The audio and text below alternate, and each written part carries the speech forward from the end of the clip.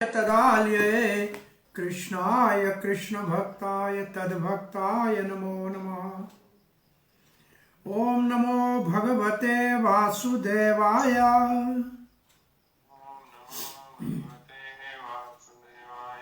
ओम नमो भगवते वासुदेवाय।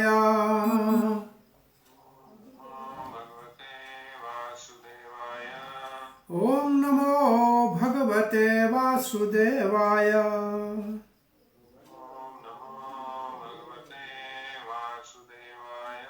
नारायणं नमस्कृत्यं नरं चैव नरोत्तमं देवीं सरस्वतीं व्यासं ततो जयमुदीरये। नष्टप्रायेषु भद्रेषु नित्यं भागवतस्य सेवया भगवती उत्तमश्लोकैर्भक्तिर्भवती नैष्टिकी। कृष्णाय वासुदेवाय देवकी नंदनाय च नंदगोपकुमाराय गोविंदाय नमो नमः। जय श्री कृष्ण चैतन्य प्रभु नित्यानंद श्री अद्वैत गदाधर शिवास आदिगौर भक्त वृंद। हरे कृष्णा कृष्ण कृष्णा हरे हरे, हरे राम राम राम हरे हरे। हरे कृष्णा। प्रिय पंचशील भक्तवृंद, दामोदर देश भक्तवृंद, फेसबुक के भाग्यशाली भक्तों, श्रीमद् भागवत महापुराण के अंतर्गत ब्रह्मा जी की प्रार्थना तीसरे स्कंद में 9वें अध्याय में है, उसका आज शुभारंभ करने जा रहे हैं। तीसरे स्कंद के 8वें अध्याय में सृष्टि के क्रम में भगवान गर्भोदक्षाई विष्णु के नाभि से कमल की उत्पत्ति हुई। कमल का डंडा, उसके ऊपर कमल और कमल के ऊपर ब्रह्मा जी का सृष्टि हुआ। ब्रह्मा जी अपने उत्पत्ति के स्थान को ढूंढने के लिए पानी में ऊपर नीचे जाने लगे। कुछ उनको मिला नहीं। वापस जब कमल के फूल पे ऊपर आए तो केवल 2 शब्द ही सुनाई दिए, तप। और फिर उन्होंने 100 वर्ष तक ध्यान में मंत्र का उच्चारण किया। वैसे अन्य स्थानों में लिखा है कि शुद्ध सरस्वती ने 18 अक्षर का गोपाल मंत्र ब्रह्मा जी को दिया, जिसका उच्चारण करने लगे। और उनके इस ध्यान और मंत्र उच्चारण से भगवान प्रसन्न हुए और ब्रह्मा जी को गर्भोदक्षाई विष्णु का जो सृष्टि करते हैं, एक लोक की, जिस लोक में ब्रह्मा जी को जिस लोक की सृष्टि करनी थी, उसी लोक के अधिपति अथवा जो लोक को सृष्टि करने वाले गर्भोदक्षाई विष्णु, जो गर्भ सागर में शयन किए हुए, वो पूरा विश्व का वो विराट रूप भी है। एक छोर से दूसरे छोर तक, एक और उनके चरण, एक और उनका मुखमंडल है। कितने सुंदर वस्त्र पहने हुए हैं, पीला पीतांबर, कितना सुंदर मुकुट पहना हुआ है। और उस सारे का सुंदर दर्शन 8वें अध्याय में भगवान के सुंदर दर्शन का वर्णन है। और ब्रह्मा जी उस दर्शन से प्रसन्न होकर भाव विभोर होकर और प्रार्थना करने लगे। तो ब्रह्मा जी की प्रार्थना का पहला श्लोक हम आज पढ़ने जा रहे हैं। ये भगवान विष्णु का दर्शन करने से प्रसन्न होकर ब्रह्मा जी अपने उद्गार यहां वर्णन कर रहे हैं। ब्रह्मा जी की एक प्रार्थना भगवान श्री कृष्ण को 5 साल की आयु के होने वाले हैं कृष्ण, तब ब्रह्मा जी प्रार्थना करने 10वें स्कंद में फिर आएंगे। तब उनकी प्रार्थना का भाव और उन्नत श्री कृष्ण की भक्ति का होगा। तो यहाँ ब्रह्मा जी की प्रार्थना का हम श्लोक पढ़ने जा रहे हैं। 3-9-1। ब्रह्मवाच। ब्रह्मा जी हाथ जोड़ के भगवान के सामने प्रार्थना कर रहे हैं, और कोई नहीं है, एक भगवान है, एक ब्रह्मा जी, और कुछ भी नहीं है। ज्ञात्वसि मे अद्य शुचिराम ननुदे भाजान न ज्ञायते भगवतो गतीति अवध्यम नान्यत्वास्ति भगवन्नपि तन्न शुद्धम माया गुण व्यतिकराज्यत उरो विभासी। पहले तो नमस्कार भी ब्रह्मा जी आगे श्लोकों में करेंगे। यहां तो बड़े भावित हो गए कि ज्ञातोसी में अद्य, आज हमने आपको जान लिया, आपका दर्शन हो गया। अभी तक तो हम आपके विचार में केवल चिंतन कर रहे थे, लेकिन अब हमको आपका दर्शन हो गया। ज्ञातोस्मि अद्य, आज दर्शन हुआ। कितना समय? सुचिराम, बहुत समय के बाद, बहुत समय बीत गया। चिरान, चिरान का मतलब बहुत समय के बाद आज आपका दर्शन हो गया। तो किसको दर्शन? तो क्या सबको नहीं होता है? आप ब्रह्मा को भी बहुत समय के बाद दर्शन हुआ, बोला दूसरों को नहीं होता। ननो देह भाजान न जाग्यते भगवतो गति। जिनको भौतिक प्रकृति के शरीर हैं, देह भाजान, ननो, ननो का अर्थ लिखा है परंतु। मेरे को तो, मैं तो जान गया, मैंने दर्शन किया, मैं जान गया आपकी कृपा को। परंतु जो देह भाजान, देह भाजान का मतलब जिनको भौतिक शरीर है, जो उन्होंने कर्मों से प्राप्त किए हैं और जिनमें वो भोग कर रहे हैं, न ज्ञाते, वो नहीं जानते, वो भगवान आपको नहीं जानते। भगवतो गति, आपकी गति को वो नहीं जानते हैं। आप कितने दयालु है, कृपालु है, कैसे सुंदर हैं, कितने मधुर हैं, वो नहीं जानते हैं। क्यों नहीं जानते हैं? न ते शुद्धम तन्न शुद्धम, वो पवित्र नहीं है, शुद्ध नहीं है। आप तो परम पूर्ण शुद्ध हो और वो शुद्ध नहीं है। तो अशुद्धि कहां से आई? माया गुण, प्रकृति के 3 माया के गुण और उनका प्रभाव। व्यतिकर, व्यतिकर मतलब परिवर्तन। जो माया के 3 गुण है, वो उनका प्रभाव उनके ऊपर पड़ता है। यद उरु विभासी, उरु, वैसे उरु का अर्थ तो आप दिव्य हैं, लेकिन आपकी शक्ति जो है वो भी 3 गुणों वाली बड़ी बलवान है। उससे वो मोहित हो जाते हैं। और विभासी, वो आपको देख नहीं सकते। मैं आपको देख रहा हूं, परंतु वो नहीं देख सकते, क्योंकि प्रकृति के गुणों से प्रभावित है और शुद्ध नहीं है। श्री प्रभुपाद लिखते, ब्रह्मा जी कह रहे हैं, बहुत बहुत सालों की तपस्या के बाद आज मेरे नाथ, मैंने आपका दर्शन कर लिया। मैं आपको जान गया,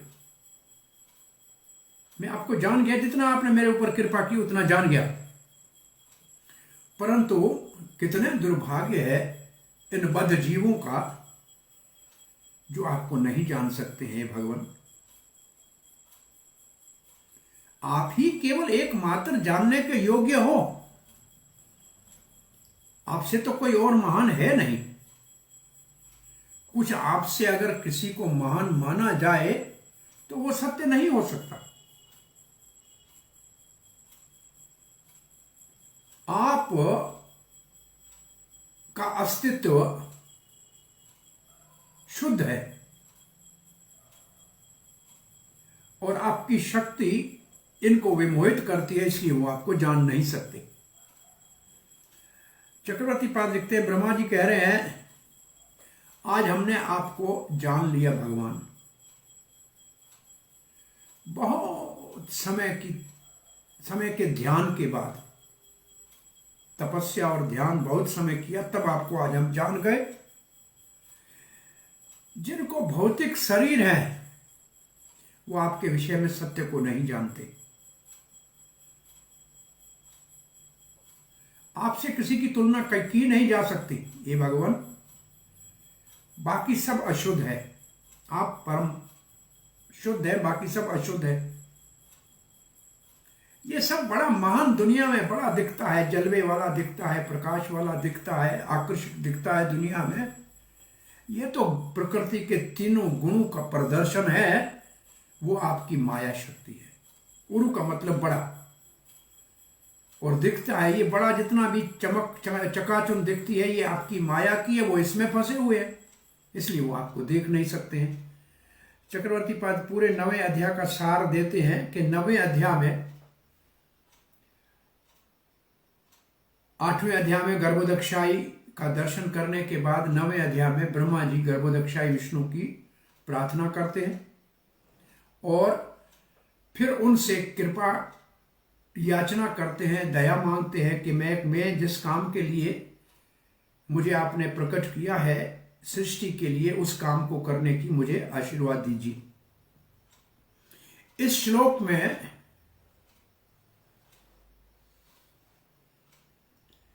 भगवान को कौन जान सकता है और भगवान से कौन मिल सकता है? जिसके ऊपर भगवान की कृपा हो।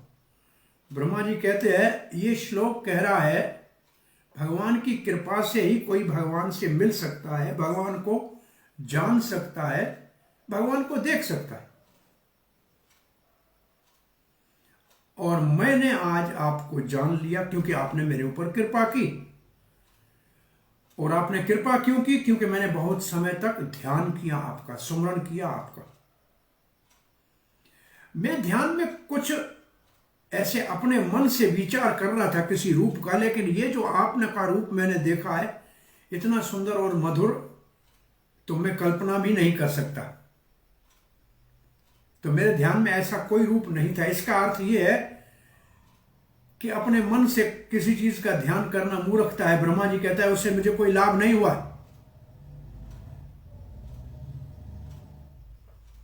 ये तो व्यर्थ का मेरा विचार था। ये जो मैं आपका रूप देख रहा हूं इसकी तुलना किसी और रूप से की नहीं जा सकती। ये अपने आप में परिपूर्ण है। ये कैसा है? ये तो नील कमल जैसा है, ये तो नील मणि जैसा है, ये घन बादल जैसा है।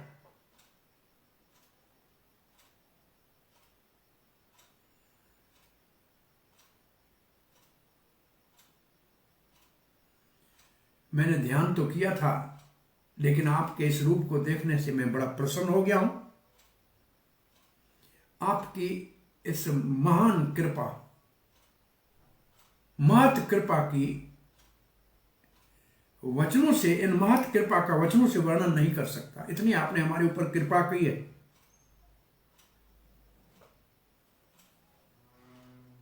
अब ब्रह्मा जी कहते हैं जो आपकी मधुरता, आपकी सुंदरता का दर्शन कर ले वो फिर दूसरों के लिए चिंतित होता कि दूसरों को यह सौभाग्य कैसे प्राप्त हो। यह है वैष्णव की पहचान।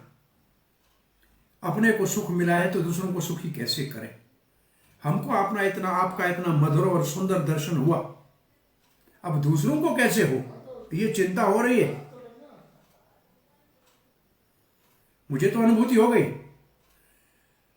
और जिनको ये शरीर है भौतिक, उनमें क्या दोष है? अविद्या क्या है? अविद्यम, उसमें दोष क्या है? अविद्या क्या है?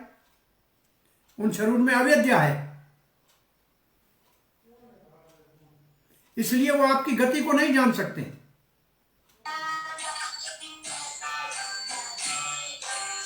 वो आपके मधुरता और सुंदरता का अनुभव नहीं कर सकते।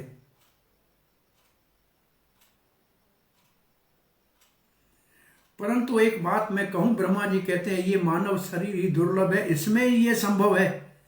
इस मानव शरीर में ही भगवान आपका सुंदरता और मधुरता का दर्शन किया जा सकता है, लेकिन वो कर नहीं पा रहे हैं, ये दुख है। तो मानो भगवान प्रश्न एक उठता है, भगवान ये अगर कहते हैं कोई ऐसा और रूप नहीं है जो इतना मधुर हो, इतना सुंदर हो, इतना बड़ा अद्भुत ये लोक है, इसमें कितने रूप होंगे, तो आप ये कैसे कह रहे हो कि आपके ध्यान के जो नहीं करता है वो अपने समय का व्यर्थ गंवा रहा है? तो नारद जी तो ब्रह्मा जी कहते हैं आपके अतिरिक्त और कोई भी इसके लायक नहीं है, इसके योग्य नहीं है जिसकी पूजा की जाए। आप ही ज्ञेय हो, आपको ही जानना चाहिए, और कोई जानने के योग्य नहीं है। भगवान आपके अतिरिक्त और कुछ नहीं है। आंखों को आपका दर्शन और कानों को आपकी कथा, ये जो भग आपका नाम है ना भगवान का, ये जो आपके भग ऐश्वर्य है ना, यही केवल श्रवण और दर्शन के योग्य हैं और कुछ नहीं। भगवान अगर कहते क्या स्वर्ग के अंदर जो सुख मिलता है इंद्रियों को, उससे संतुष्टि नहीं होती क्या? बहुत से लोग तो स्वर्ग में जाना चाहते हैं। तो ये प्रश्न उठाते हैं, तो चक्रवर्ती पाद कहते हैं वो शुद्ध नहीं है। वहां जो लिखा है ना अशुद्धम, बोला ये स्वर्ग का भोग और सुख शुद्ध नहीं है। क्यों? उसमें क्या त्रुटि है? वो अस्थायी है, थोड़े समय रहने वाला है, सदा रहने वाला तो है नहीं। और दूसरा, उसमें परिवर्तन होता है, वो तो बदलता रहता है, और वो सीमित है, अस्थायी है, और नित्य नहीं है, और परिवर्तनशील है, अपवित्र भी है। क्यों? उसके अंदर तो भोग की भावना है। और उदाहरण क्या देते हैं? वो तो जैसे कौवे, ये कौओं का स्थान होता है जहां कौवे जाके भोग करते हैं कचरे के ऊपर बैठ के, और आपका जो पार्षद है वो हंस हैं जो मानसरोवर में बैठते हैं। तो उन दोनों की तुलना नहीं की जा सकती है। तो फिर लोग उस तरफ क्यों आकर्षित होते हैं? स्वर्ग में आकर्षित होते हैं लोग क्यों? बोला ये आपकी माया शक्ति का प्रभाव है। वो माया शक्ति आपसे अभिन्न है क्योंकि आपकी शक्ति है, परंतु ये उसका प्रभाव है। उसका क्या प्रभाव है? उसके 3 गुण जो है वो बड़े उरु है, बड़े महान है, और उनका प्रभाव स्वर्ग और दूसरे लोगों के ऊपर इतना ज्यादा है कि उन गुणों में जो फंसे हुए हैं वो आपको जान नहीं सकते। श्री प्रभुपाद जी लिखते हैं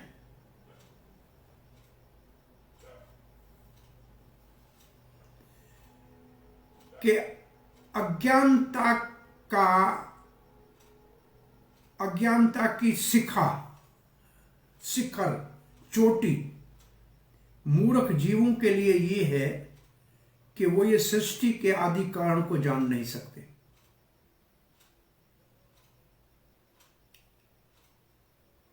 अज्ञानता की परिकाष्ठा, अज्ञानता की ऊंचाई सबसे ये है कि जो सृष्टि जिसमें हम रह रहे हैं ये किसने पैदा की है, इसको जानने का कोई प्रयास भी नहीं कर सकता है, कोई जानने के लिए तैयार भी नहीं है। लोगों ने अपने अपने मत, अपने अपने राय दे दी है। इसको ये कैसे है कि अपने आप पैदा हो गई, अचानक पैदा हो गई, लेकिन किसी का राय भी प्रमाणिक नहीं है, जेन्युइन नहीं है। अब यहां ब्रह्मा जी कह रहे हैं कि सृष्टि का कारण भगवान आप विष्णु हैं, और आपके जानने और सृष्टि के बीच में जो अज्ञानता की अवधि है वो केवल आपकी माया के कारण है। आपको जानने में और सृष्टि के जीवों के बीच में जो बहुत बड़ा, प्रभुपाद जी लिखा इंटरवेनिंग इम्पेडमेंट, जो बीच में रुकावट है वो है माया। वो माया क्या है? इस संसार में इतने लुभावने चीजें इस माया ने बना के रखी है जो जीव को आकर्षित कर देती है, और जो भगवान जिसको ढूंढना चाहिए उसको भूल जाते हैं। इस दुनिया की भूल भलाइयों में सब भटक जाते हैं। और प्रभुपाद जी कहते हैं बहुत बड़े बड़े वैज्ञानिक, दार्शनिक, वो इस जगत के अद्भुतता को, आश्चर्य को तो मानते हैं और जानने का प्रयास करते हैं, परंतु इस जगत के मालिक को जानने के लिए उनके अंदर जिज्ञासा नहीं।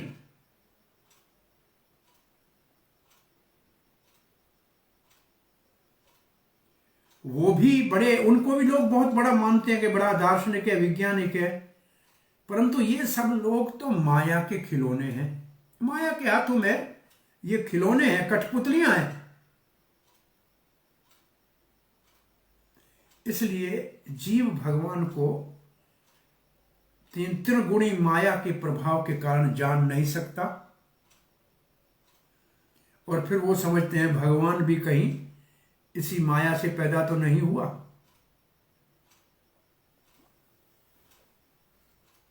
अब प्रभुपाद जी कहते हैं भगवान को जानने के लिए भगवान की अहितों की कृपा चाहिए। और यहां ब्रह्मा जी इस बात का साक्षी है, कह रहे हैं कि भगवान आपकी कृपा से आपको जाना जा सकता है। और प्रभुपाद जी कहते हैं ऐसे ब्रह्मा जी की परंपरागत जो महात्मा भक्ति का मार्ग अपनाएंगे वो निश्चित रूप से भगवान को जान सकते हैं, भगवान के विषय में जान सकते हैं। अब प्रभुपाद देखते हैं बड़ी तपस्या के बाद ब्रह्मा जी ने गर्भोदक्षाई विष्णु का दर्शन किया, उसका अनुभव किया, और ब्रह्मा जी बड़े संतुष्ट हुए भगवान की बहुत सुंदरता और मधुरता को देखकर और उनके ऐश्वर्य को देखकर। और तब वो कहते हैं उनके साथ किसी की तुलना नहीं की जाती, वो अनुपम है, उनकी उपमा नहीं की जा सकती किसी से, वो अतुलनीय है, अनुपम है।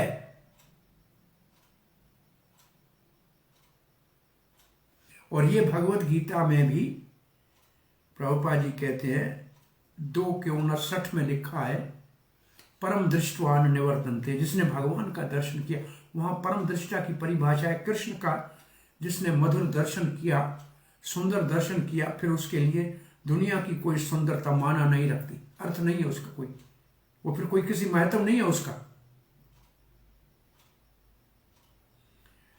अब प्रभुपाद जी कहते हैं मूर्ख मानव ऐसे मधुर और सुंदर भगवान की खोज नहीं करता। इसलिए ब्रह्मा जी ने उनको अभागे कहे हैं, भागहीन कहे हैं, और उनको निंदनीय कहे गए हैं।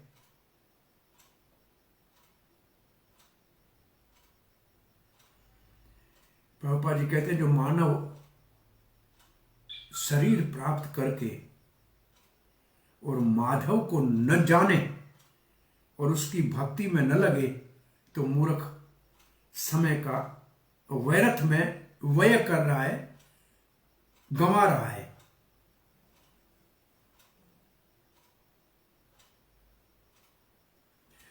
अब जो इस दुनिया की सुंदरता और मधुरता को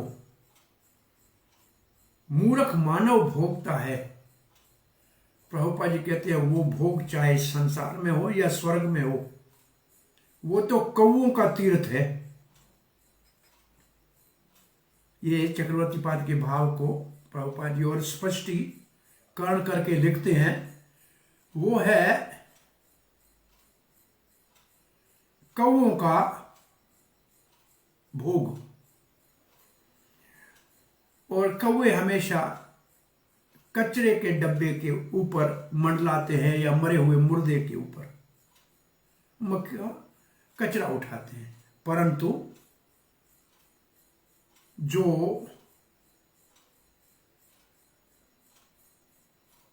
सुंदर सरोवर, मान सरोवर में हंस रहते हैं, वो कौओं जैसे नहीं है। उनका सुख तो कमल के सुंदर जल में, जो उस सरोवर में जल में कमल है उसमें वो आनंद लेते हैं। तो भगवान के चरणों कमलों चरण कमलों का रसास्वादन करने वाले, भगवान के सुंदरता और मधुरता का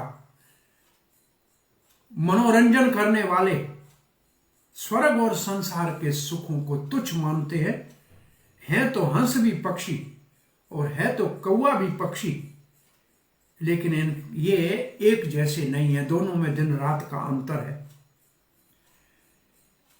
तो ये पहले श्लोक में भाव है कि भगवान को जाना जाएगा भगवान की कृपा से, और ब्रह्मा जी ने जैसे जाना ऐसे ब्रह्मा जी की संप्रदाय में जाना जा सकता है। और जो जान लेता है उसको जो नहीं जान पाते हैं उनके ऊपर दुख होता है, और उनके न जानने का कारण यहां बताकर और जानने के लिए जिज्ञासा करने की प्रेरणा दी गई है। अब ब्रह्मा जी आगे कह रहे हैं, रूपम यदेतद अबोध रसोद्येन शाश्वन निवृत्त तमस्सा सद अनुग्राय आदौ गृहीतम अवतार शक्तैक बीजम शतैक बीजम यन्नाभिपदम भवनात् अहम आविरासम। भगवान की ओर हाथ जोड़ के कह रहे हैं, रूपम आपका ये रूप, यन नाभि जिनकी नाभि से, पदम कमल निकला, भवनाद मेरा ब्रह्मा जी का कहते हैं, अहम आवृष उसके ऊपर मैं विराजमान हूं, मैं प्रकट हुआ हूं। ये जो आपका रूप है जिसके नाभि से कमल का डंडी, उसके ऊपर कमल, उसके ऊपर मैं प्रकट आपने मुझे किया है। यदेतत अवोबोध रस उद्येन, ये जो आपका रूप है ये अवबोध रस उद्यन का मतलब है आपकी चित्त शक्ति, ये आपकी अंतरंग शक्ति से ही ये रूप प्रकट है, ये माया का रूप नहीं। ये जो रूप जो मेरी उत्पत्ति का आधार है वो चिन्ह आपकी चित्त शक्ति का विलास है। ये रूप, ये माया शक्ति सश्वन निवृत्त, सदा ही निवृत्त है, तमस ये अंधकार से परे है, अंधकार है माया, उससे ये परे है। ये काहे के लिए फिर यह रूप प्रकट हुआ, क्यों देखने को आया? सद अनुग्रह, ये भक्तों के ऊपर अनुग्रह के लिए। सद का मतलब भक्त और अनुग्रह का मतलब कृपा के लिए। आदौ गृहीतम, अभी आपने प्रकट किया। गृहीतम का अर्थ ये नहीं है कि अभी आपने ग्रहण किया है, पहले नहीं था, ये इसका अर्थ नहीं है। हम तात्पर्य में पढ़ेंगे। और जीव गोस्वामी श्रीधर स्वामी कहते हैं गृहीतम का मतलब प्रकट होना। अवतार शतैक बीजम, और ये जो आपका गर्भोदक्षाई, ये जो आपका रूप में देख रहा हूं जो चिन्मय है, जो हैं जगत में जो भगवान के अवतार होते हैं वो गर्भोदक्षाई विष्णु से होते। प्रभुपाद जी लिखेंगे तात्पर्य में क्षीरोदक्षाई विष्णु से, तो वो भी गर्भोदक्षाई विष्णु और क्षीरोदक्षाई विष्णु ये पुरुष अवतार है। लेकिन यहां गर्भोदक्षाई विष्णु आपसे सैकड़ों अवतार आते हैं। तो इस श्लोक का भाव श्रील प्रभुपाद जी लिखते हैं, जो रूप मैं अब देख रहा हूं ये भौतिक कलमश से, तमस से, अंधकार से, अज्ञान से परे है। और ये आपने अपने भक्तों के ऊपर कृपा करने के लिए अपनी अंतरंग शक्ति से प्रकट किया है। ये अनेक अवतारों का कारण है, उद्गम है, कारण है। और आपके इसी रूप से निकलने वाले कमल के ऊपर मेरा प्रकट हुआ है, मैं यहां मेरा जन्म हुआ है।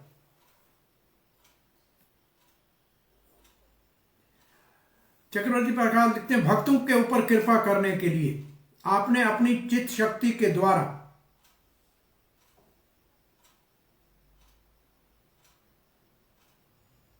जो रूप मुझे दिखाया है, आरंभ में ही वो माया रहित है और कई अवतारों का बीज है, और इसी की नाभि से कमल के ऊपर मेरा जन्म हुआ है। तो भगवान प्रश्न मानो पूछते हैं ब्रह्मा जी से, आप कहते हैं आद्य है इसमें, तो जिसको आद्य कहेंगे, जो अभी प्रकट हुआ है, आपके शब्द से ऐसे लगता है, तो इससे पहले कुछ और रूप भी होगा ना। ऐसे भगवान कहीं कह न दें, तो इसलिए ब्रह्मा जी सावधानी से इस श्लोक में कहते हैं, आपके प्रकट्य का कारण आपकी चित्त शक्ति है, यह आपकी स्वरूप शक्ति है, इसमें कोई माया नहीं है। जो आज है इसका मतलब पहले माया थी।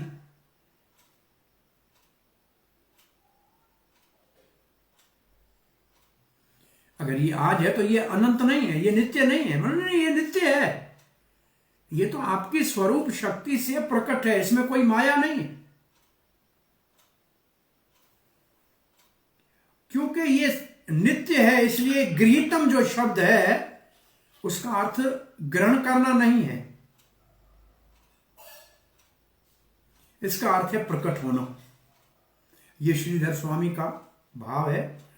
और संदर्भ में श्री जीव गोस्वामी भी कहते हैं, गृहीत्व का अर्थ है भक्तों के सामने भगवान का प्रकट होना।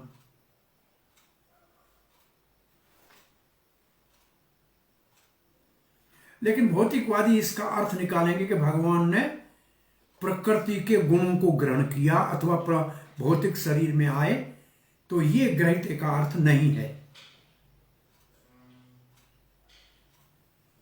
लेकिन भक्त समझते हैं कि ये चित्त शक्ति से भगवान भक्तों के ऊपर करुणा करने के लिए प्रकट करते हैं। श्री प्रभुपाद जी लिखते हैं, 3 गुण अवतार ब्रह्मा विष्णु और महेश, ये रजो सतो और तमो गुण के अधिपति हैं, और ये तीनों की उत्पत्ति गर्भोदक्षाई विष्णु से होती है। क्योंकि इसमें कहा कि आप सैकड़ों अवतारों के बीज हो, तो ये भी तो 3 गुण अवतार हैं। ये गर्भोदक्षाई विष्णु से, ब्रह्मा का तो हम देख रहे हैं उत्पत्ति हुई है हमारे सामने, वो स्वयं ब्रह्मा कहते हैं कमल से मैं प्रकट हुआ हूं। ऐसे शंकर जी और जो पालन करने वाले विष्णु हैं, जिसके पास प्रार्थना करने ब्रह्मा जी जाते हैं, क्षीर सागर में जो विष्णु शयन करते हैं, ये गर्भोदक्षाई विष्णु का विस्तार है।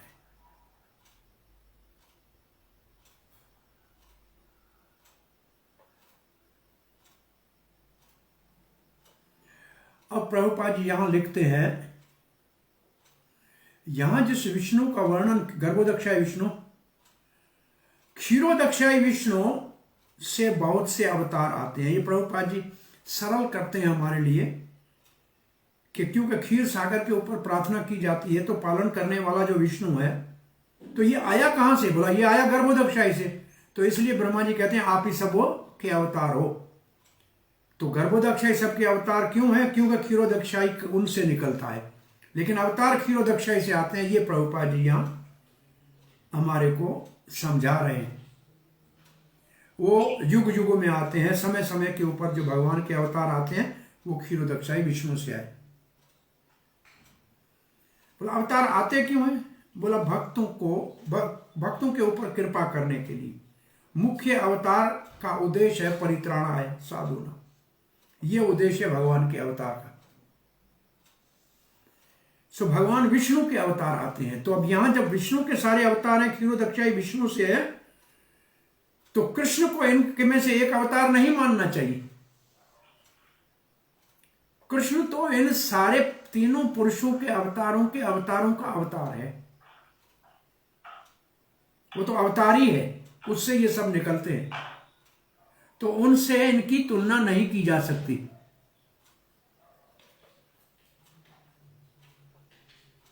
अब प्रभुपाद सावधान कर रहे हैं कि ऐसे भगवान के अवतारों को सामान्य जीव नहीं समझना चाहिए। ये विष्णु तत्व है,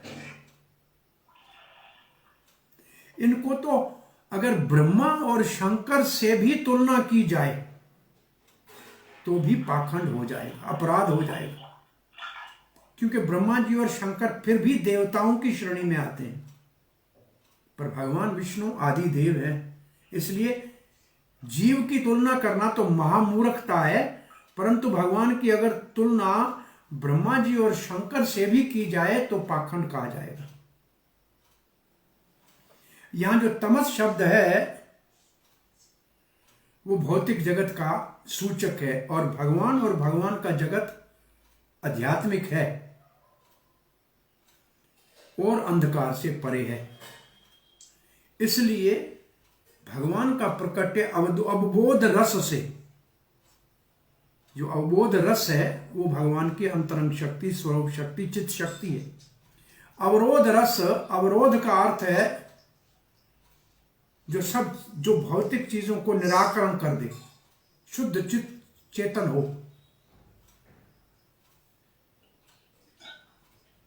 तो दिव्यता वो है, भगवत्ता वो है जिसमें भौतिकता का लेस भी नहीं है, भौतिकता के स्पर्श से परे दिव्यता है। ब्रह्मा पहला जीव प्रकट हुआ है सृष्टि में, वो अपने जन्म का रहस्य बता रहे हैं।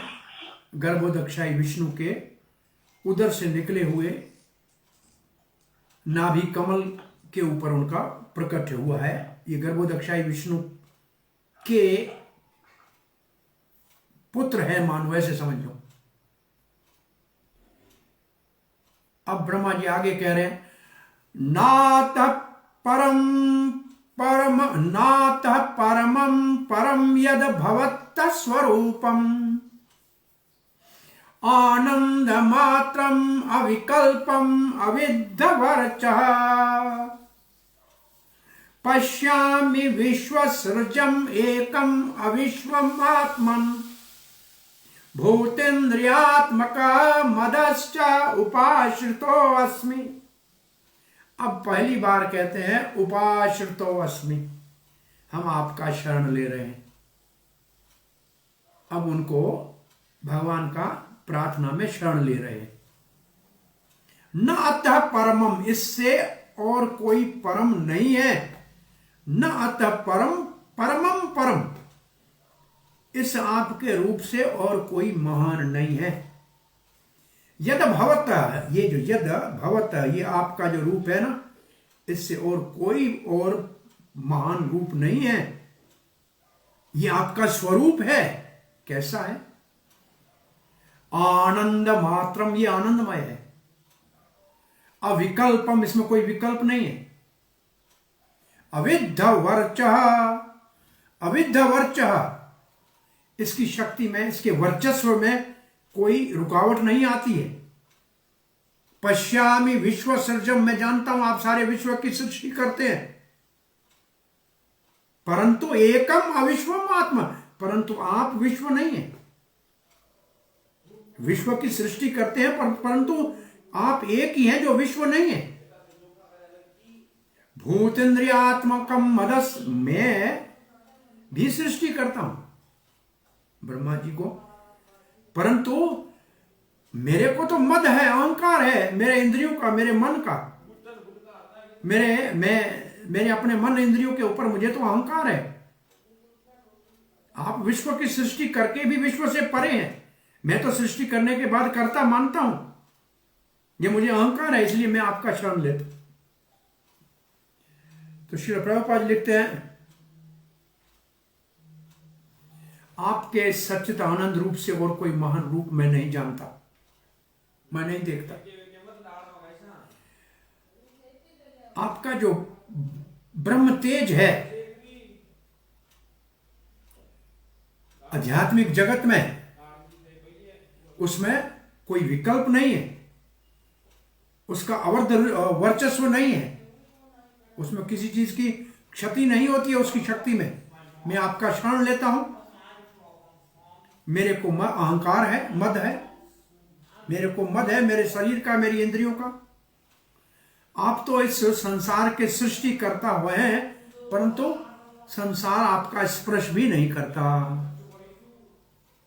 चक्रवर्ती पाद लिखते हैं, मैं नहीं देखता हूं कि आप आपके ब्रह्म रूप से अलग हैं। ब्रह्म आपका रूप है, जिस के गुणों का वर्णन कर रहे हैं। आनंदमय है, जो प्रकाश है। मुझे तो अहंकार है, मैं तो शरीर और इंद्रियों से आनंद ले रहा हूं, मैं आपका क्षण ले रहा हूं जो पूर्ण रूप से आध्यात्मिक है, सच्चित आनंद है।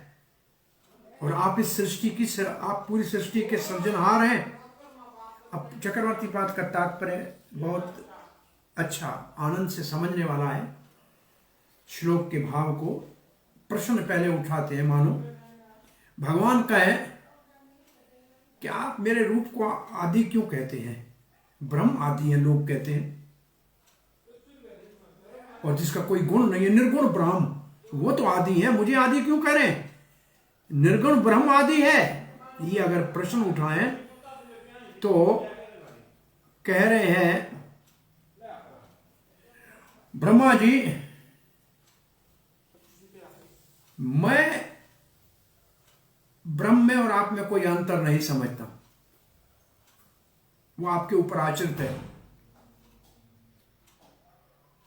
आपके ब्रह्म तेज से इसको मैं अलग नहीं समझता हूं।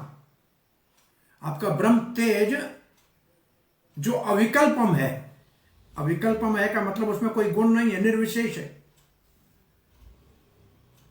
परंतु निर्विशेष है, परंतु आनंदमय है, आनंद मात्रम है। वो आपका ही रूप है, मैं जानता हूं। ये जो आपका रूप है ना, इसमें ब्रह्म समाया हुआ है, परंतु ब्रह्म में आपका ये रूप नहीं है। आपके रूप में ब्रह्म समाया हुआ है, लेकिन ब्रह्म में आपका रूप नहीं है। आपको जानने वाले ब्रह्म को जान लेंगे, लेकिन ब्रह्म को जानने वाले आपको नहीं जान सकेंगे। इसका अर्थ ये,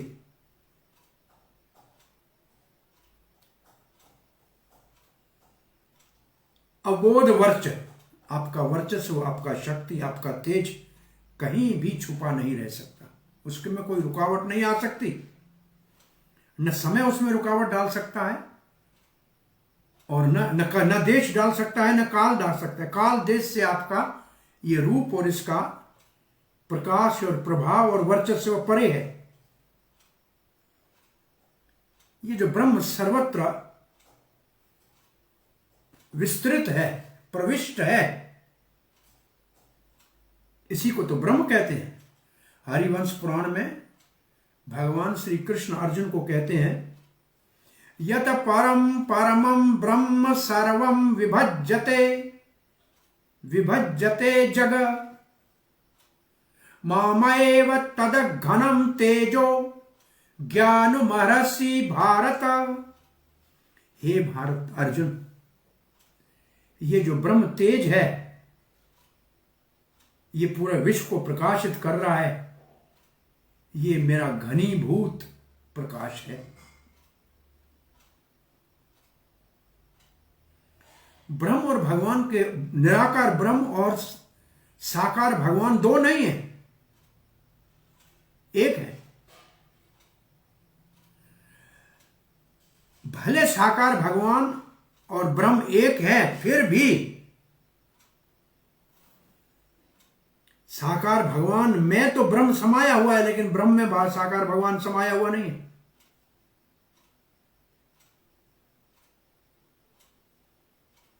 मैं केवल आपका शरण लेता हूं, इस रूप का चरण लेता हूं भगवान। विश्व सृजन, जो विश्व की सृष्टि करता है, उसका चरण लेता हूं। तो भगवान ने कहा, सृष्टि तो आप भी करते हैं ब्रह्मा जी ना, आप भी तो सृष्टि करता हो। तब कहते हैं, हम में, मेरी सृष्टि में और आपकी सृष्टि में अंतर है। तो क्या अंतर है? कि आप अविश्वम हो, आप विश्व से परे हो, परंतु मेरे को तो शरीर और इंद्रियां दी है, और मेरे को तो मद है। इसलिए ब्रह्मा जी अपनी निंदा कर रहे हैं और कहते हैं, मैं आपके शरण में हूं। श्री प्रभुपाद जी लिखते हैं, भगवत गीता के 18वें अध्याय के 55 श्लोक में लिखा है, भक्त्या माम अभिजानाति यावान यस चास्मि तत्वतः। परम भगवान को केवल भगवान की भक्ति के द्वारा ही जाना जा सकता है, तत्व से और कोई साधन नहीं है। और ब्रह्मा जी इस बात को जानते हैं।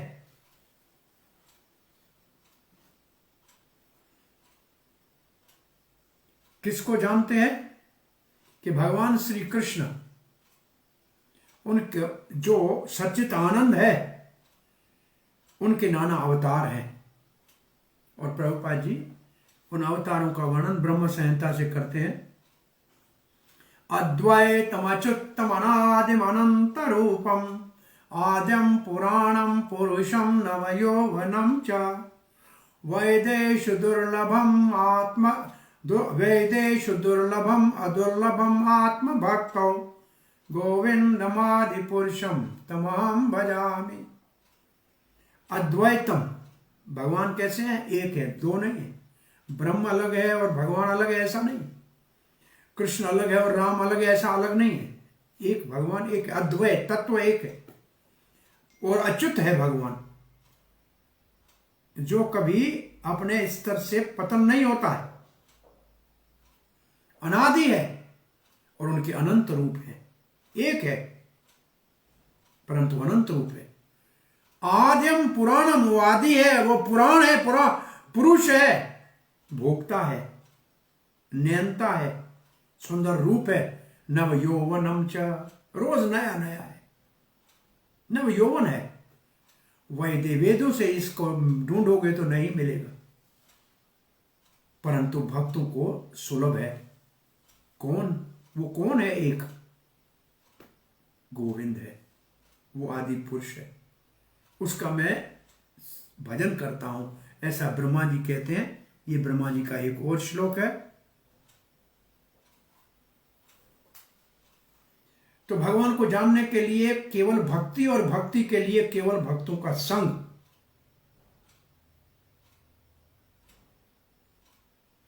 तब तो हम ब्रह्म ज्योति को भी समझ लेंगे कि ये भगवान के श्री विग्रह से निकलने वाला प्रकाश है। और ये जो तीन पुरुष, गर्भोदक्षाई विष्णु, कारणोदक्षाई विष्णु, महाविष्णु, कारण सागर में सोने वाले, गर्भ सागर में सोने वाले विष्णु, क्षीर सागर वन में सोने वाले विष्णु, ये तीनों पुरुष भी उसी भगवान का एक विस्तार है। जिसका ब्रह्म ज्योति विस्तार है, उसी का ये तीन पुरुष भी विस्तार है।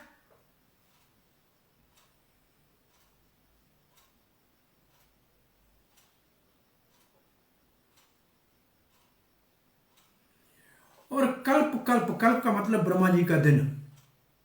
ब्रह्मा जी के रात में प्रलय होती है, ब्रह्मा जी के दिन में फिर सृष्टि होती है। तो इस भौतिक जगत में तो निरंतर सृष्टि और प्रलय होती है, लेकिन भगवान का जो जगत है वैकुंठ, भगवान का जो वैकुंठ जगत है उसमें प्रलय नहीं, उसमें सृष्टि नहीं। वो नित्य है, वो शाश्वत है। वहां न देश का प्रभाव है, न काल का प्रभाव है।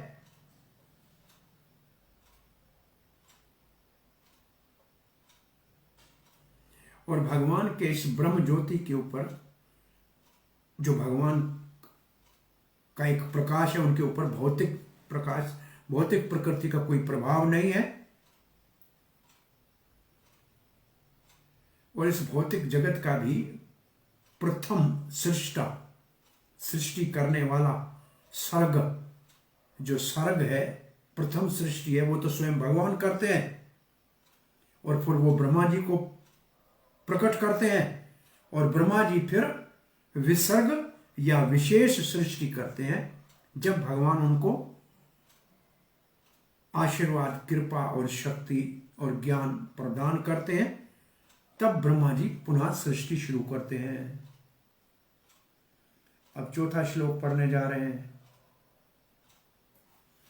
तदवा इदं भुवन मंगल मंगलाय ध्यान समनहो दर्शितुं त उपलक उपासकानां तस्मै नमो भगवते अनुविधेम तुभ्यं यो अनादृतः नरकुभागिभिः असत्त प्रसंगैः। तद, वो भगवान, वा इदम भुवन मंगल मंगलाय, वो इस भुवन, इस पूरे ब्रह्मांड के कल्याण के लिए प्रकट होते।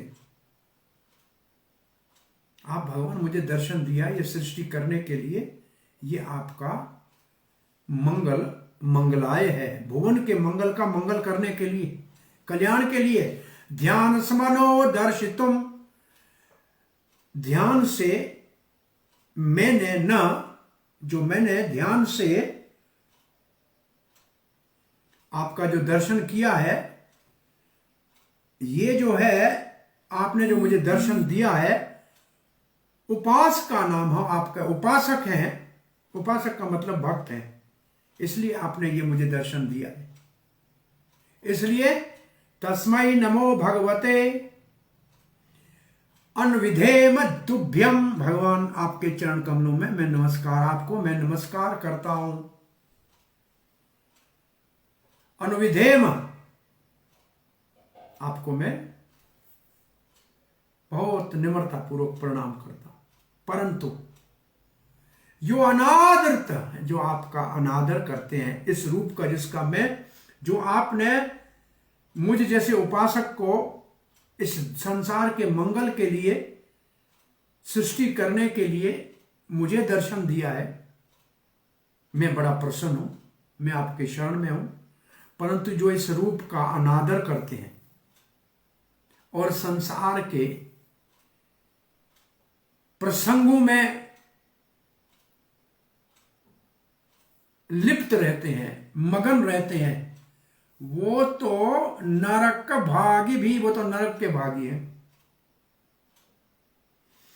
सो ब्रह्मा जी कहते हैं, ये जो अभी इस वक्त जो मैं आपका रूप देख रहा हूं, या कोई भी आपका रूप, श्री कृष्ण सब समान है, सभी भुवन के मंगल के लिए है।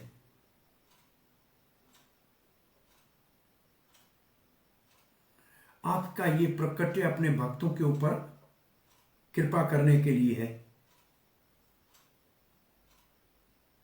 जो आपका ध्यान करते हैं उनके ऊपर कृपा करके आप प्रकट होते हैं। इसलिए मैं आपको आदरपूर्वक प्रणाम करता हूं। वो तो नरक के गामी हो जाएंगे जो आपके इस सुंदर रूप के विषय में तर्क वितर्क करके और भौतिक वातावरण में अपने आप को व्यर्थ गंवाते हैं। चक्रवर्ती इस बात लिखते हैं, हे जगत के मंगल करने वाले, ये आपका जो रूप है, व्यक्तिगत जो आपका रूप है, ये जगत के मंगल के लिए है, जो आपने मेरे को दिखाया है। क्योंकि मैंने ध्यान में आपकी भक्ति की है, आपकी उपासना की है, इसलिए आपने मुझे दिखाया है। इसलिए मैं आपको प्रणाम करता हूं, इस रूप को प्रणाम करता हूं।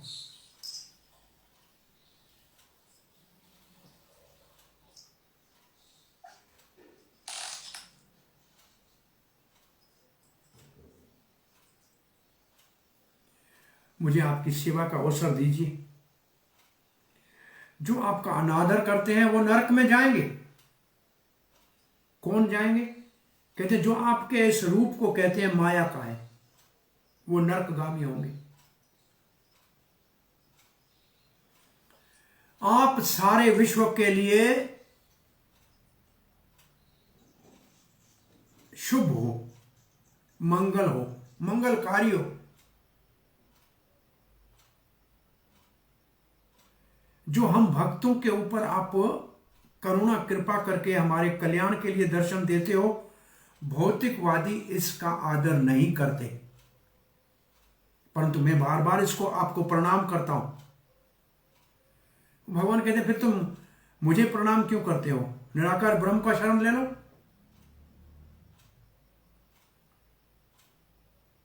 तो ब्रह्मा जी कहते हैं, ये आपका जो रूप है ना, गुणों वाला, साकार, सगुण, ये तो धर्म अर्थ काम मोक्ष, ये चार पुरुषार्थ सबके पूरे करता है। ब्रह्म ये नहीं कर सकता। ब्रह्म से ये चार पुरुषार्थ पूरे नहीं होते हैं। 14 भुवन में कोई भी ये 4 काम आपके अतिरिक्त नहीं कर सकता है। आप साकार ब्रह्म कर सकते हैं, ब्रह्म आप साकार भगवान कर सकते हैं, ब्रह्म ये 4 कार्य नहीं कर सकते हैं। इसलिए साकार रूप बड़ा लाभदायक है। इसके साथ तो संबंध हो सकता है, इससे प्रेम हो सकता है, इसकी सेवा हो सकती है, इसका ध्यान हो सकता है, इसका नाम कीर्तन हो सकता है।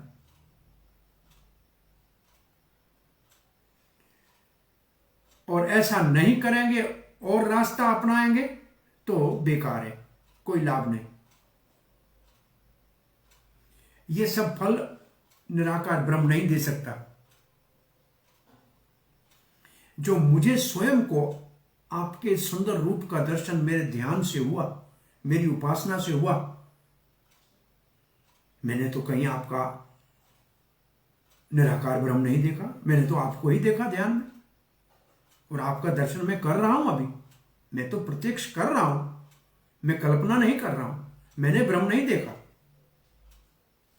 इसलिए आपका ये साकार रूप बड़ा दयालु है, इसी में करुणा है, इसी में कृपा है। ब्रह्म में करुणा कृपा नहीं। इसलिए मैं हे गुणों के सागर, मैं आपको आदरपूर्वक प्रणाम करता हूं। मुझे सेवा का अवसर दीजिए, अनविधेय मुझे सेवा का अवसर दीजिए। क्या मैं आपके लिए सेवा कर सकता हूं?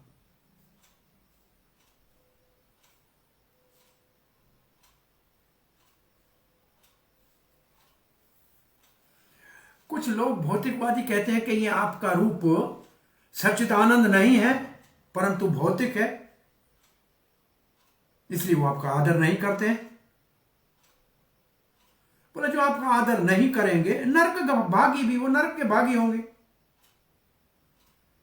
वो तो और विचारों में और प्रसंगों में लग जाएंगे। क्या कहेंगे? असत ये है, रूप असत है। या जो भौतिकवादियों का संग करेंगे या भगवान के रूप को भौतिक कहेंगे वो नरकगामी होंगे। ये ब्रह्मा जी कह रहा है।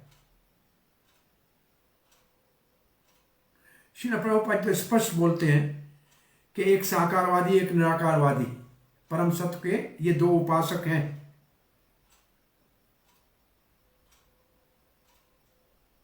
और भगवान के जितने अवतार हैं जो साकार रूप में होते हैं वो तो इस जगत के कल्याण के लिए है।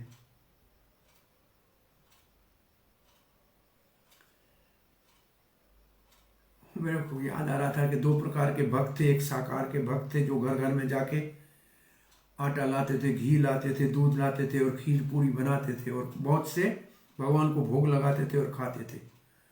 और एक निराकारवादी अलक्षण रंजन वाले थे। ये भूख भस्म लपटी हुई थी और कहीं सूखा रूखा मिला तो खाया। तो लोग गांव में कहने लगे, अरे ये तो जो सादे सूखे भक्त हैं ये तो अच्छे हैं, पड़े रोते हैं ऐसे ही, कुछ नहीं जो मिला खा लिया, ये तो रोज हलवा पूरी खाते हैं।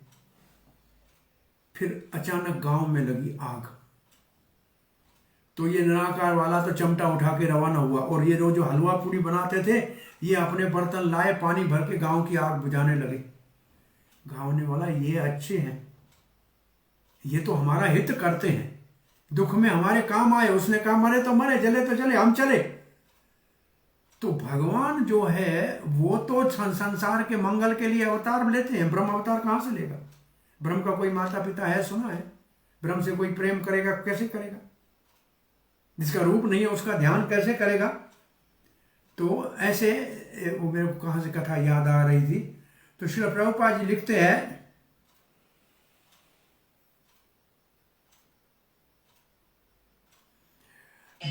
ध्यान में भी भगवान के परमात्मा के चतुर्भुज का ध्यान किया जा सकता है, परंतु ब्रह्म ज्योति का ध्यान नहीं हो सकता, उसकी पूजा नहीं हो सकती है।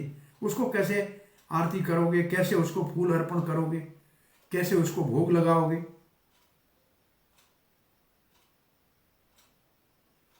प्रभुपाद लिखते हैं जो उस ध्यान में लगे हुए हैं वो असल में लगता है कि भगवान के रूप का अनादर करते हैं, इसलिए नरकगामी है। इसलिए नहीं कि ध्यान करते हैं ब्रह्म का ध्यान करने वाले ब्रह्म को प्राप्त कर सकते हैं, ये ब्रह्मवादी तो ठीक है, लेकिन ये मायावादी जो भगवान का अपराध करते हैं, कहते हैं भगवान माया का है, वो नरकगामी है और ये दुखदायी है। ऐसा भगवद गीता के 12वें अध्याय के 5वें श्लोक में लिखा है, क्लेशो अधिकतर तेषाम अव्यक्ता सक्त चेतसाम अव्यक्ता गति दुखम देवद भीरवाप्यते, वो बड़े दुखी हो जाएंगे। इसलिए प्रभुपाद जी लिखते हैं भौतिकवादी तर्क वितर्क करके इतने शुष्क हो जाते हैं कि किसी के दुख सुख में भी साथी नहीं होते। इसलिए ब्रह्मा जी यहां कह रहे हैं कि ऐसे लोगों का संग मत करो जो भौतिकवादी हैं, जो मायावादी हैं, उससे दूर रहो।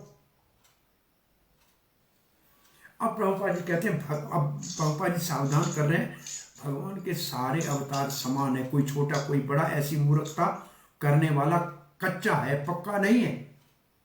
वो अभी अपने साधन में सफल नहीं हुआ है पूर्ण। ब्रह्म संहिता में लिखा है, दीपारचये वही दशांतरम अभ्युपेत्य दीपायते विवर्त हेतु समान धर्म यश्चाद्रकये विचा विष्णो तया विभाति गोविंदमादि पुरुषम तमहम भजामि। एक जलते हुए दिए से हजारों दिए जलाओ, सब दियों से ऐसा ही प्रकाश निकलेगा। ऐसे भगवान के सारे अवतार वो विष्णु तत्व और प्रकाश है। एक को बड़ा एक को छोटा समझना, ये विचारधारा ठीक नहीं है। श्रीमद् भागवत में ये स्पष्ट कहा गया है, भगवान के ऊपर भौतिक प्रकृति का स्पर्श भी नहीं है और कोई शब्दों से के तर्क वितर्क से उसको समझा नहीं जा सकता और ऐसा कोई धाम में भी जा नहीं सकता। भगवान के ये सारे जो अवतार हैं उनके प्रति सादर आदर होना चाहिए। और ये बात हमारे मंदिरों के अंदर विग्रह है, इसके विषय में भी ऐसा ही भाव होना चाहिए कि नहीं वो अच्छे हैं और ये अच्छे नहीं है, ये अपराध हो जाएगा। भगवान तो भगवान है, दो नहीं है, एक है। भक्तों के लिए भी कोई भगवान प्रकट होते हैं तो वो भी भौतिक नहीं होते। भले भौतिक इच्छाएं भक्त के हृदय में हो, लेकिन भगवान भौतिक नहीं हो सकते। इसलिए ये मायावादियों का, निराकारवादियों का जो मत है कि भगवान का दिव्य स्वरूप भौतिक है, ये नरकगामी है। तो हमारा समय पूरा होता है, 5वें श्लोक का पाठ कर लेते हैं, कल यहाँ से आगे बढ़ेंगे। 25 श्लोकों का ये है, मेरे 5 दिन तो लगेंगे। ये तो त्वदीया चरणाम्बुज कोश गंधम, आपके चरण कमलों के अंदर से जो सुंदर सुगंध निकल रही है। जिघरंती कर्ण विवरही श्रुतिवात नीतम, जिघ्रन का मतलब सूंघते हैं लेकिन कान से। विवरही श्रुति वेद का वाक्य, गीता भागवत का वाक्य अथवा श्रवण भक्ति का अंग, उसके जो सुनते हैं, उसके द्वारा जो सुनते हैं। भक्त्या ग्रहित चरण परया च तेषाम, जिन्होंने ऐसे आपके चरण कमलों के कथा को कानों के द्वारा, वेदों के वाक्यों को श्रवण भक्ति से सुना है, उनके हृदय को नापयेषि नाथ हृदया, उनके हृदय को आप भी छोड़ के जाते नहीं हैं, आपकी उनके हृदय में सदा बैठे रहते हैं। स्वपुंसाम, वो आपके भक्त हैं, वो आपके चरण कमल आपके हृदय में रखते हैं और आप भी उनके हृदय में रहते हो। तो इसके ऊपर चर्चा करेंगे कल। हरे कृष्ण। धन्यवाद। कोई जिज्ञासा है, प्रश्न है?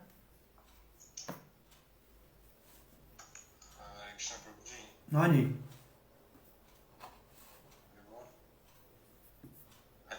हाँ जी, पहले वाले जो श्लोक था उसके पहला जो श्लोक हाँ जी, हाँ जी।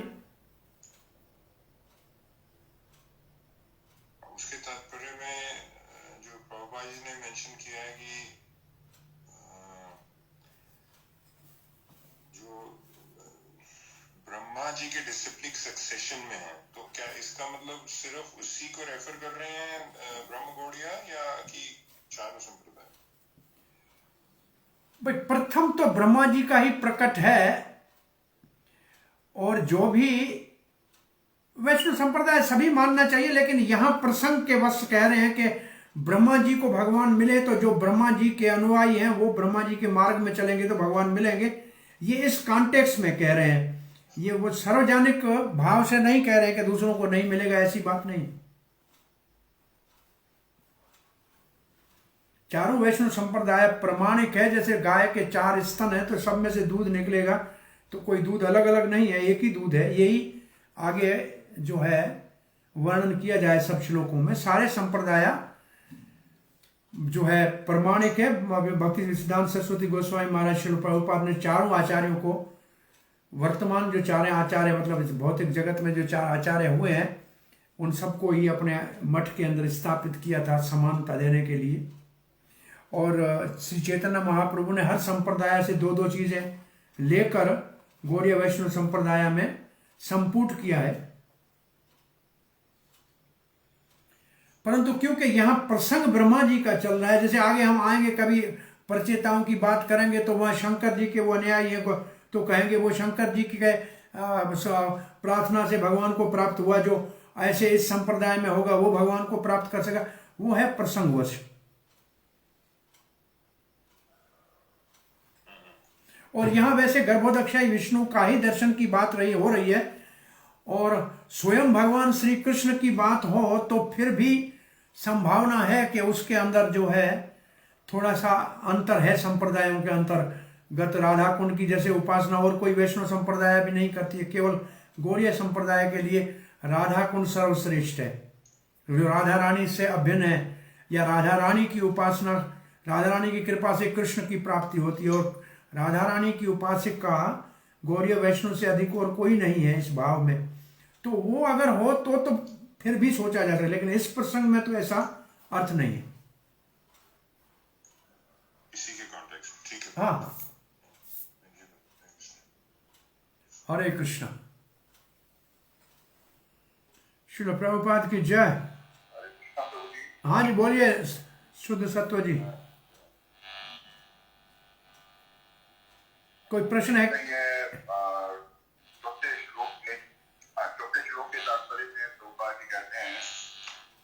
भगवान के विशेष रूप की आसक्ति है, चाहे वह ध्यान में हो या अनंत, वे सब नरकामी। तो क्या विशेषवादियों को भी हम ये मान लें कि वो नरकामी होते हैं, वो आंशिक रूप से भक्त तो हैं? उसका अर्थ ये है कि जो भगवान के चरण कमलों का अनादर करते, उसे नरगामी के आगे शब्द है अनादृत। इसका मतलब अगर केवल कोई ब्रह्म उपासक है लेकिन भगवान के चरण कमलों का अनादर नहीं करता है तो नरक में नहीं जाएगा, तो ब्रह्म में जाएगा। परंतु ब्रह्म का उपासना करे और भगवान, ऐसे बहुत से हम जानते हैं जो भगवान के रूप की निंदा करते हैं, उनकी लीलाओं के ऊपर आलोचना करते हैं और अपने आप को ब्रह्म का उपासक कहते हैं, वो नरकगामी है। ये ब्रह्मा जी कह रहे हैं, हम नहीं कह रहे।